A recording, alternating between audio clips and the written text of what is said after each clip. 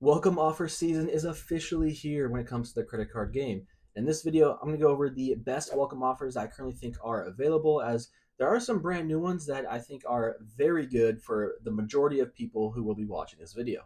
So if you've been holding off on a new credit card for a better welcome offer, now is probably the time to jump on it, as there are plenty of offers available for solo or individual cards, as well as a group of cards or family cards. So without further ado, let's go ahead and dive into it. Now, the first card I want to mention, and probably one you're going to hear a lot about in the upcoming few weeks, is the Chase Sapphire Preferred Welcome Offer. It was just increased to include a $300 travel credit, so the offer is now at 60,000 points as well as a $300 Chase travel credit when you spend 4,000 in 3 months. Now, this one's pretty crazy because we don't normally see two elevated welcome offers in the same year for the Chase Sapphire Preferred, but here we are. We now have a second one. Earlier this year, it was 75,000 points instead of 60,000 points. Now you still earn the 60,000, but you also get a $300 travel credit. I think this is a fantastic offer, especially for people who don't really go to the extreme lengths to get the best value out of their points, as that can take some work.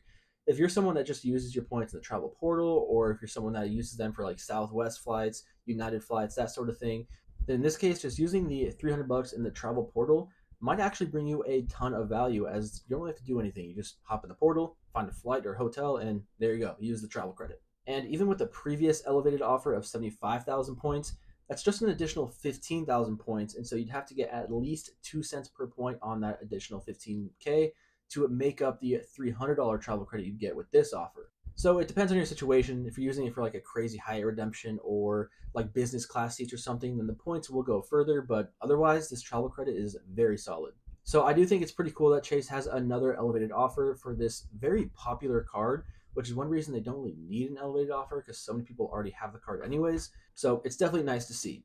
Now, moving on to another card that is actually kind of strange that we have a new welcome offer, that card being the Chase World of Hyatt credit card. The normal offer is 30,000 points after you spend, I think it's like $3,000. And then you technically get an elevated 1 point on all of the multipliers. So they market it as 60,000, but technically it's a 30,000 up front and then 15,000 bonus points after that. So it's kind of like a weird offer. It's not the best, it's not the worst. I wish they would increase it. But here we do have a different elevated welcome offer, and that being 5 free nights at any category 1 through 4 Hyatt hotel.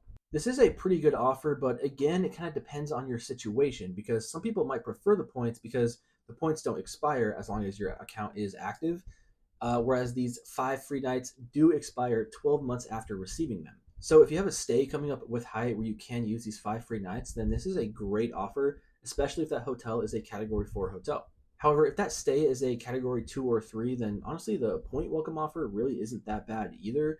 So it's not a huge change, but it is nice that they are, spicing it up a little bit when it comes to the Hyatt card, as it's been pretty stale recently. So that's definitely one to look at. And the next card I'm going to mention is another Chase card, and that is the Chase Inc. Unlimited card. Now, this card has an elevated welcome offer of 90,000 Chase UR after spending 6,000 on the card in the first 3 months. So this is a pretty common one. We have seen it before. I've actually applied for this like 2 times, I want to say already. It's a very good offer. I mean, 90K UR, you really can't top that. Now, it is a pretty hefty spend requirement of $6,000 in the first 3 months. So I usually time this when I have to pay for my insurance for both my car and my house. That way I have a large chunk of spend coming up that brings down that spend requirement pretty easily. So just keep that in mind when applying for this card, because obviously if you don't hit that spend, you kind of just wasted it. Also, it is a business card, so you do need to have some sort of business. Now, this can be a sole proprietorship using your social security number, which almost anyone can do. I did make a video on that, so go ahead and check that out if you haven't seen that already. But I mean, you really can't top 90K UR. And if you have a player too, you can refer them if you already have an Inc. card, which gives you another 20K points. And of course, if you don't have a player too, then feel free to use my link down below. I would greatly appreciate it. But 90K UR regardless, can't top that. Moving on to my last solo individual card, rather than like a group of family cards, that being the Citi Strata Premier card. This card is currently offering an elevated offer of 75,000 points after you spend 4,000 in 3 months. Normally it's 60,000, so 75K is pretty good in my opinion. It's also straightforward, which is very nice. You just spend 4,000 on the card in 3 months, 75K points. Goes a long way with their transfer partners, and of course you can just cash out at 1 cent per point, so 750 bucks. So I think that is a very good honorable mention. Now, moving on to the group of cards or family cards, as I mentioned, The first group I'm going to mention is the Marriott Bonvoy credit cards. Now, the Amex Bonvoy personal cards did just have an elevated offer that ended a few days ago. That was a very good offer, but the Bonvoy business still does have an elevated offer where you can earn 5 free nights up to 50,000 points per night. It does require a bit of spend, but if you can hit it, then this is a very nice welcome offer. Again, kind of like the Hyatt card where you do need to have a Marriott stay coming up because the free nights do expire after 12 months from receiving them. So you can draw out the completion of that sign-up bonus if the stay is a little farther out than a year. But regardless, you need to have a stay coming up, so be aware of that. Otherwise, points might do you better. I actually got this welcome offer on the Bonvoy Boundless when it was 5 free nights, and I was able to book a hotel stay in Asia, both Tokyo and Singapore, which are two kind of expensive cities. So it worked out where like Tokyo was $450 a night and Singapore was like $500 a night. So I got over $2,000 in value from that sign up bonus.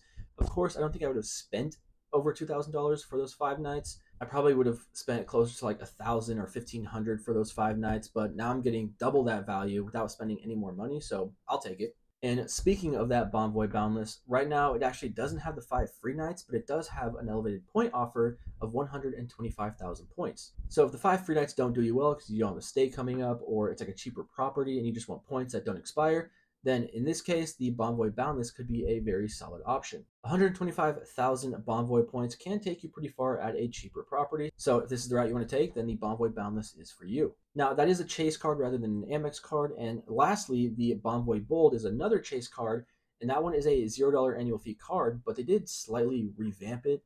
Nothing much to really rave about. But because of that, they do have an elevated offer of 60,000 points, as well as 1 free night worth 50,000 points. Now, for a no annual fee card, I think that's a very solid offer. You're not paying anything, but you're getting the 60K points as well as a free night. The free night, of course, does expire 12 months after you receive it.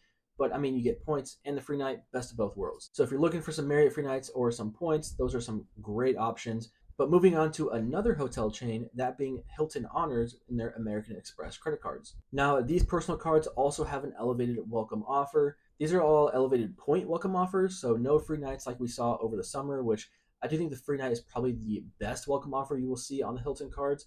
But again, if the free night won't work for you, because it also expires after 12 months of receiving it, then this is the next best option where it's elevated point offers, because these cards offer quite a bit of points when they're elevated. I'll just pop it up on screen, that way you can see all the welcome offers for the Hilton cards, but they are some solid welcome offers when it comes to points. So again, if you are looking to increase that Hilton point stash, this is your best bet. I think the best value is probably the Surpass, because you get almost the same amount of points as the Aspire for less money up front with that annual fee, as well as less spend up front. Moving on to another family of cards, that being the American Express Delta cards. Now, these also have some very good sign-up offers. I think the gold is like doubled from 40,000 to 80,000 Delta Sky Miles. So again, if you're looking to fly somewhere, or if you're just looking to stack up on your Delta Sky Miles, then these cards are a great option. Now, I do want to mention that the Delta cards do have family language. So basically, if you apply for a Delta card and earn that sign-up bonus, you will not be eligible to earn the sign-up bonus for any Delta card beneath that card. So just think of like the annual fee, for example. If you apply for the Platinum, any card that has less of an annual fee, so the gold or the blue, you will not be eligible for that sign-up bonus. So I do recommend starting from the bottom and working your way up to the top, starting with the blue, then the gold, the platinum, and the reserve. However, if the blue is too small of a welcome offer for you and you'd rather just skip it, that is an option. Many people have done that, where they just start with the gold and then work their way up, but just be aware of it. And that'll do it. Those are the elevated welcome offers that I would recommend going for at this time. There are a ton of welcome offers going on. So as I mentioned, if you're looking to apply for a new card, now is a great time to do it. You have multiple hotel chains with welcome offers. Chase, Citi, American Express, all have elevated welcome offers. I mean, there's just so many options out right now. I highly recommend taking advantage of one of them. I may or may not have taken advantage of multiple of these welcome offers, so maybe I'll make a video on that shortly. I did just apply for a few of them, as welcome offers are really the best way to earn points. And again, I do have some links down below for either mine or my wife's referral links. So if you are looking to sign up for one of these cards, I would greatly appreciate it if you use my link down below. It seriously helps us out, as that's pretty much the main way we subsidize our travel. And if you do plan on applying for one of these cards, let me know in the comments which card you plan on applying for. I'm curious what you guys are looking into. Otherwise, that's all I got for you guys today. Happy bonus hunting during this welcome offer season. That's all I got for you guys. So I will catch you guys in the next one.